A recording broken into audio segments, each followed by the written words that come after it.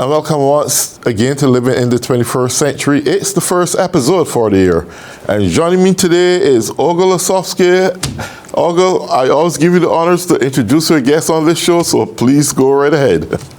Thank you so much, Errol. It's always such a pleasure being on your program, and I would love to introduce a dear friend of mine, a colleague, maestro, and I like to call him that, even though he is very humble, Jorge Soto, who is our conductor for the Boston International Symphony Orchestra, debuting next Saturday, January 18th. Beautiful. Before we go into the event that's coming up, Olga, for Jorge, I would love to ask you a question. You seem to be very established and popular out there in this world of music. Could you just introduce yourself in more detail? Yeah. Hey, Errol. Good to see you. Thank you for having me. Sure. Olga, thank you for the beautiful introduction, Olga. I am originally from Venezuela. I'm a violinist and conductor. I'm pretty based in Boston, here in Boston, and I from teaching violin to children to doing some things with Boston Symphony to the United Nations Orchestra, the Newton Philharmonia, which is a community orchestra in Newton. So I do a lot of things. I play in different orchestras, violin, and so I just love music, and I'm excited to be part of this another wonderful new project like Boston International Symphony Orchestra. Absolutely. And Olga, tell us a little bit about the upcoming event before we dive into more information and so forth. Well, Errol, our world right now is a hurting place, as you know. We're all quite divided. If it's for political reasons or for religious reasons or financial statuses, the world needs more healing, and music has the power of a universal language that you don't really need to translate, of bringing people together, bringing different communities together. And a little while ago, three colleagues, Jorge, myself, and Harry Zhu, we were discussing a possible project that was about to happen. And Harry has always had a vision of putting together an orchestra. And it just something happened, something magic in the conversation between Jorge and Harry and myself, and then we decided it's time for this new orchestra, Boston International Symphony Orchestra, to be born out of the desire to bring international communities together, because our mission as the orchestra is not only to play some of the most beautiful and exciting repertoire of the standard classical works, but also to find and bring to light those rarely performed gems from nations that are not necessarily presented, even though they deserve to be presented on main stages in the United States. So, for instance, Ukraine. Since I'm from Ukraine, of course, I'm promoting my own culture. Of course. And not only because I'm Ukrainian, but also because it deserves to be heard. The repertoire is vast and beautiful. We will have at this event on January 18th at Carey Hall repertoire from China, from Argentina, from Ukraine, and of course you will be able to hear the most beloved and so to speak standard because they're so popular works by Strauss, Donizetti, Rossini. So it will be a beautiful event, and I invite everybody to join us. Beautiful. I want to ask a question here about the United Nations Orchestra. Is this an organization that has several different expertise in music come together under one umbrella and performing, they integrate other artists from any part of the world? What is it? Yes, it's called the United Nations Orchestra for Hope. We also believe United Nations, and this orchestra in particular believes in creating bridges through music, right? So uniting, like Olga said, uniting people through music. So we use music as counter diplomacy to bring people from different countries, into gathering into one place and just have, listen to one, two, three, four, five great pieces of music. Maybe have a little wine at the end, and just have a community, create community. Absolutely. And I can imagine a world without music. I like the concept model that you're actually preparing for Boston, where you have other entities and other nations being able to come and practice and perform music at the highest level. What are your strategic move at this juncture to have this open up to those people around the world? So our Boston International Symphony Orchestra is very unique that we are based in Boston, and we do have some of the best players in the Boston area. It's an all-professional orchestra. And we have another organization, Boston International Music Competition, that is really feeding into Boston International Symphony Orchestra. And that is an international competition reaching out to children and professionals, musicians from around the world. And we are having a wonderful pool of talent that we can consider for this particular grand opening on January 18th, and for many future programs. We have judges and competitors from Europe, from Paris, France, from Germany. We've had a lot of contestants coming from China as well. So we are a Boston-based symphony orchestra, but with a very global reach.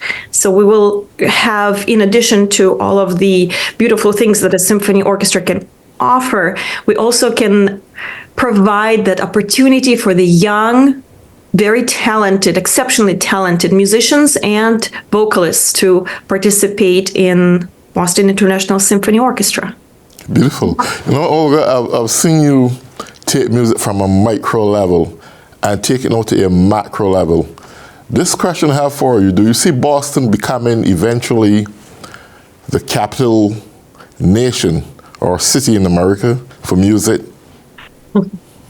Wow, that is a very interesting question, Errol.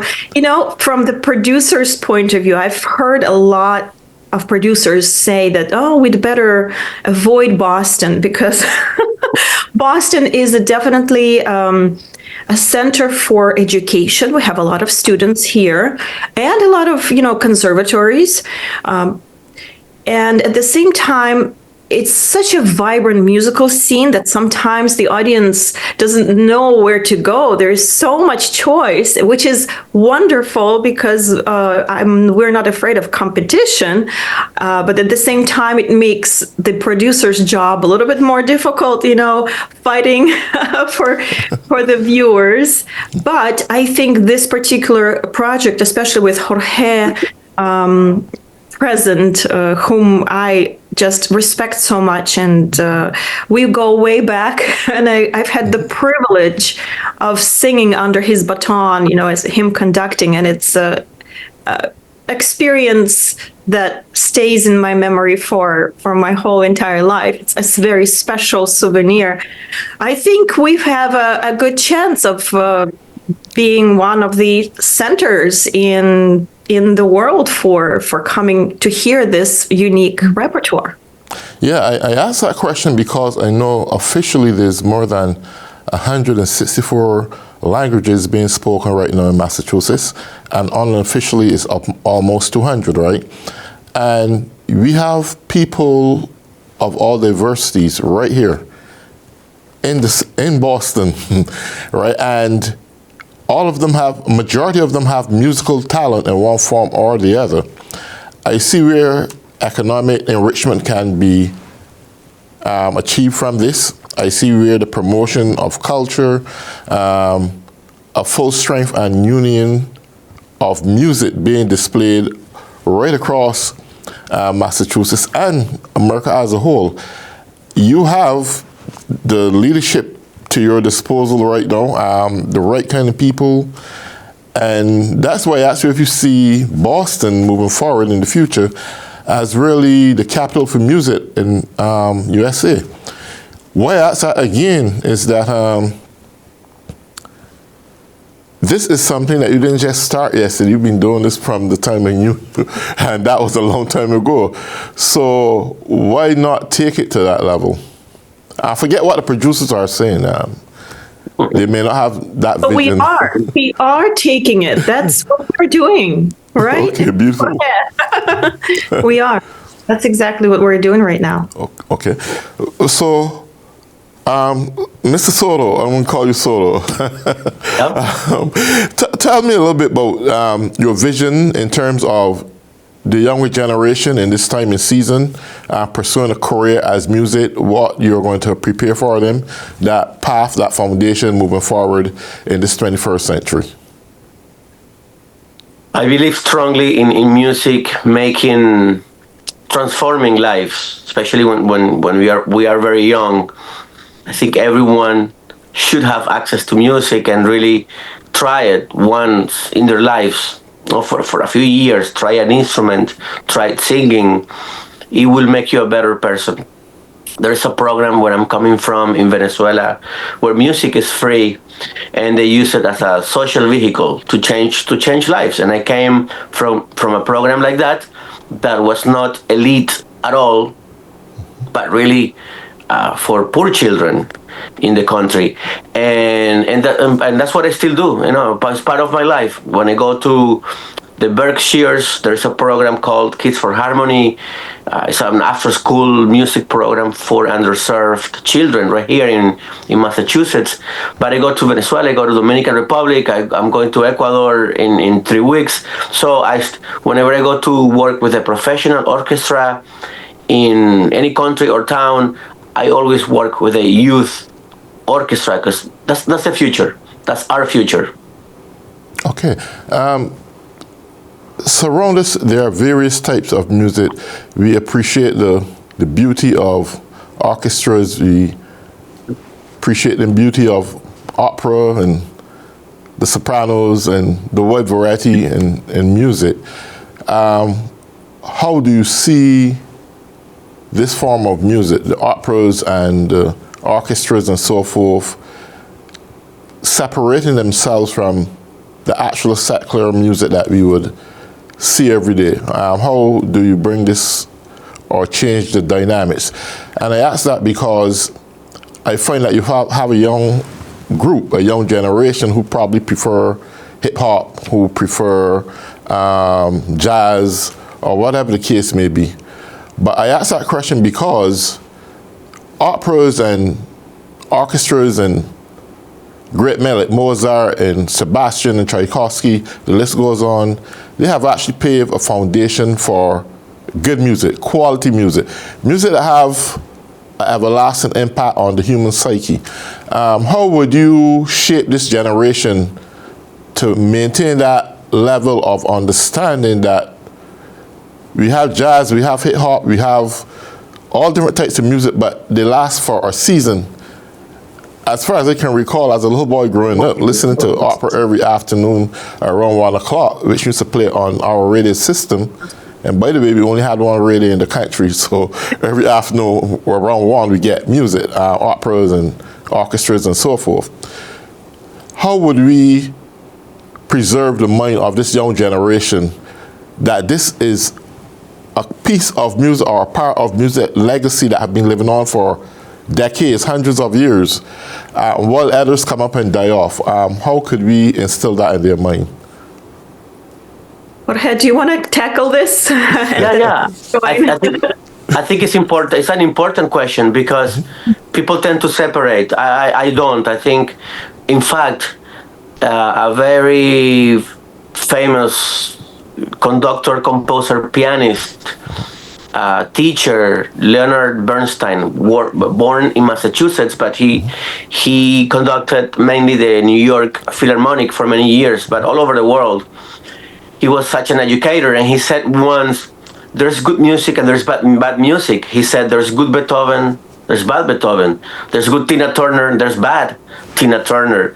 There's, and so classical music is what I do mainly, and that's what I teach, because that's what I feel comfortable with. But being a Latino man, I dance salsa, merengue, I dance bachata, I dance all the popular genres that I grew up with, learning with my grandmother, and I like to party and dance, these dances. You're from Barbados, so it could be. I mean, you could do something like this with calypso. The power of music. One of the most powerful things about music is when you do it together with more people. Sometimes classical music can be lonely. At the beginning, you're in your practice room, practice violin, in the piano, singing, trying to get the nice. Then when you're a singer like Olga, you're the right intonation with playing on the piano. Anyways, it becomes magic when you share it and do it with other people. So if you imagine that's what they did in Venezuela. Imagine you have children from 7 to 10-year-old, right? 7 to 10. And they can practice on their own, but one afternoon, Saturday afternoon, one afternoon a week, you get them all together. You get 100 children playing calypso on the, how do you call the instrument? How do you call that instrument? The steel pan, right? Steel pan, yeah, steel pan. Steel pan. Imagine 100 children playing steel pan. It's different than having one or two or three or four. I mean, it's like praying, holding hands. So music becomes more magical the more you share it. So it doesn't matter, classical music or not. Oh, I absolutely agree, Jorge. And we have this funny, videos like TikTok and whatever, and I feel that classical music is getting a renaissance from in these apps, and the younger generation actually, when they experience classical music for the first time, they are in awe, because it's acoustic, right? And so, for instance, if they are hearing an opera singer not using a microphone and just singing, they're like, oh my gosh, and we never knew that a human voice could do that. And of course, orchestra, if you come and you listen to live performance, just what Jorge was saying, there is something in addition to just being surrounded by beautiful music, being surrounded by all these people. There is a lot of science right now that is studying the impact of music on our brain.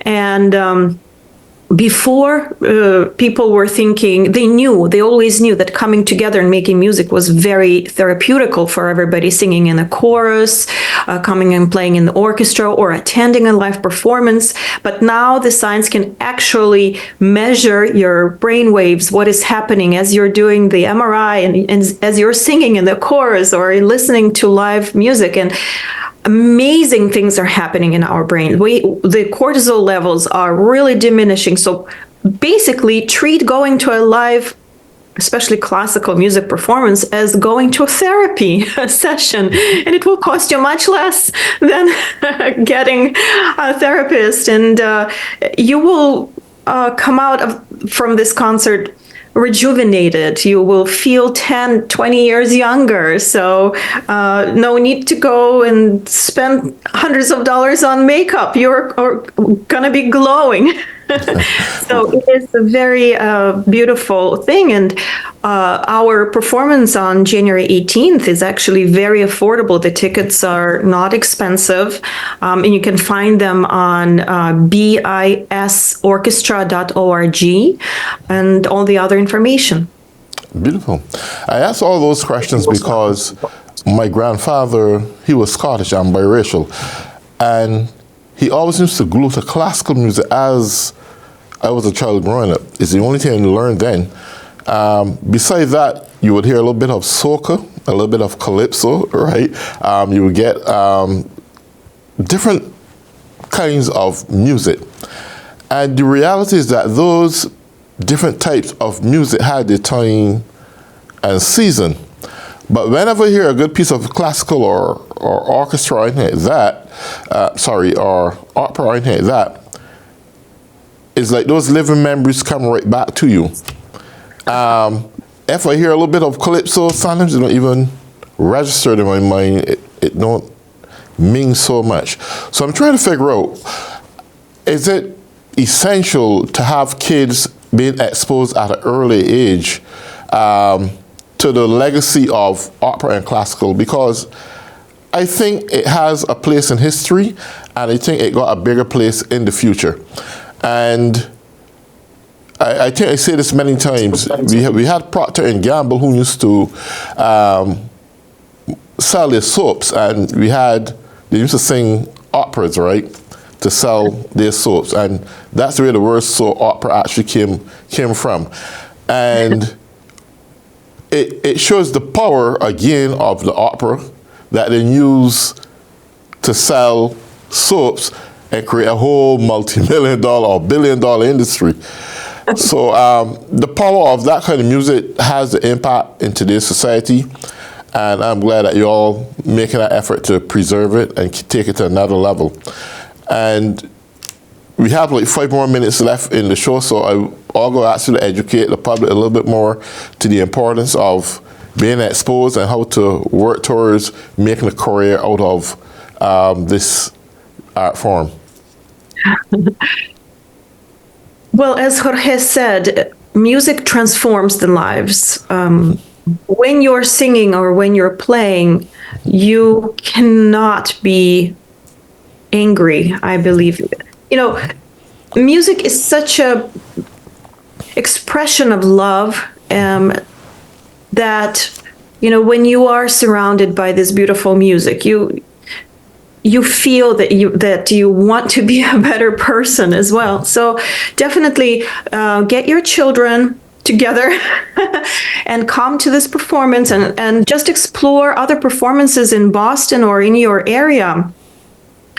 And expose children to classical music. Yes, I think it's always best to be exposing children to different genres of music at an early age, but I believe that classical music can be experienced at any age. So don't despair if you haven't heard. It's never too late. Just go to your local theater, go to your local orchestra, but make sure it's a good performance, good level performance, because you do want to experience high quality, high professional playing and singing. I always say that opera singing could be an Olympic sport because it is very demanding vocally, physically. It's very virtuosic. It requires decades of study and practice. So really, when you do hear an amazing violinist or an amazing opera singer, you are experiencing a very athletic performance. Beautiful. And Jorge, tell me this. I like the concept of music could even be turned into Olympic sports. Do you think that pattern exists right now where you can be the first to implement that or try to make that possible? Well, I just would love for everyone to experience this at some point in their lives. Every child, even if you're not a child, you can be 150 years old and just try any instrument, And again, any genre. I mean, there are songs from Michael Jackson that will be there forever. Nat King Cole, Queen, the band. So good music is good music. I believe in that. And for your audience that has if anybody listening there that has never been to a concert like this, you don't need to dress so special or need to know anything about it. Just come, sit, close your eyes, and just hear it. Hear it, and then think about it after. You don't, there's no predisposition to it. Just come and sit and enjoy. Okay. Do you think good music should have some magnetic feel to the soul? Because there's some music that doesn't have any sense, and as you said, there's good music, there's bad music. So you think good music should have some ties to the soul that keeps it hungry for more? Yeah, soul, spirit, everything, sweat, even that. I mean, it has everything in it, it has life. Everything that life brings is in it, in a good symphony, in a good opera, in a good calypso song. Because people just throw themselves into that moment, right? To compose a beautiful song, to create beautiful lyrics to a song, or to perform it, right? So it's Olga, we're coming down to the last 2 minutes, so you can conclude by once again inviting your audience to come and see you perform at that coming event. Yeah, I'd like to thank you, Errol, so much once again for hosting Jorge and I. It's always a pleasure speaking with you. You always have wonderful questions that make you think, because we do need to stop and pause every day, because we're so busy, and it's wonderful just to take that moment and think, what is today? What can I be grateful for today? And going to a concert is definitely a blessing, because that means you are living in a country that is peaceful, that you have an opportunity to go to a concert, and that means that you are surrounded by friends. And that means you're surrounded by beautiful music. So yes, I would love to see you there on next Saturday in just a week, January 18th at 6:30 p.m. at Carey Hall in Lexington. And you will be enveloped by beautiful, beautiful music. And on that note, I want to thank you, Olga and Soto, for joining us today on Living in the 21st Century. And for all those who have been tuning in, have a great day. This is Jorge Soto. I'm very excited to conduct the Boston International Symphony Orchestra. My name is Olga Lisovska. I'm one of the co-founders of Boston International Symphony Orchestra.